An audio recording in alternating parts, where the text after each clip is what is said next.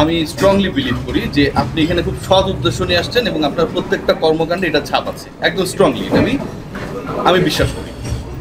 আবার অনেক কিছু ফারুক ভাই আপনি বিসিবিতে আসার পর আগে থেকে জানতেন এরকমটাও না, কারণ আপনি এটার মধ্যে ছিলেন না, সো আমি আপনাকে রেসপন্সিবল করছি না।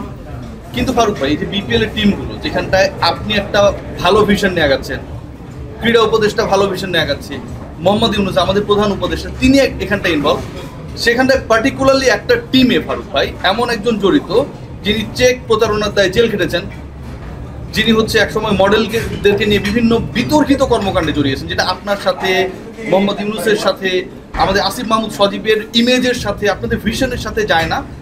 তিনি সিলেট রয়্যালসের একসময় দায়িত্বে ছিলেন, সেখানটাও পাওনা নিয়ে হচ্ছে ক্রিকেটারদেরকে যে 5 টাকা 2 টাকা পায় তাদেরকে বঞ্চিত করেছেন।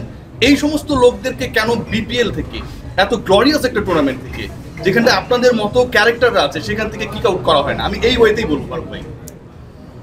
যে অ্যালিগেশনটা আপনি দিচ্ছেন আমি আসলে খুব বেশি আমি জানি না। তবে আমাদের চেষ্টাটা থাকবে অন্যভাবে। আপনি জানেন যে এবার সবচেয়ে বড় চ্যালেঞ্জ ছিল আমাদের এই নতুন বোর্ড বা আমি অ্যাজ এ প্রেসিডেন্ট প্রথম চ্যালেঞ্জ ছিল গিয়ে বিপিএল যাতে করতে পারি এবং 7টা টিম নিয়ে যাতে করতে পারি।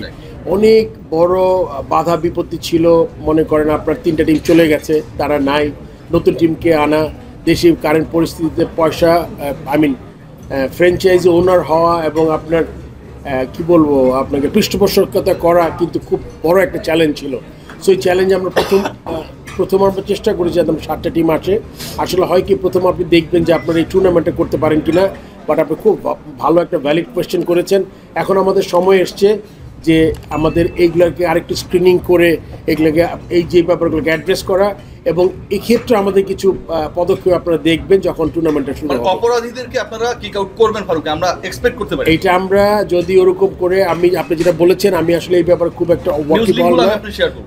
আমি যদি দেখতে পারি তাহলে ডেফিনেটলি এটা যদি অলরেডি একজন খুবই নোন কেউ হয় যেটা করেছে তার ব্যাপারে তো ডেফিনেটলি কোনো ব্যবস্থা নেওয়া যায়।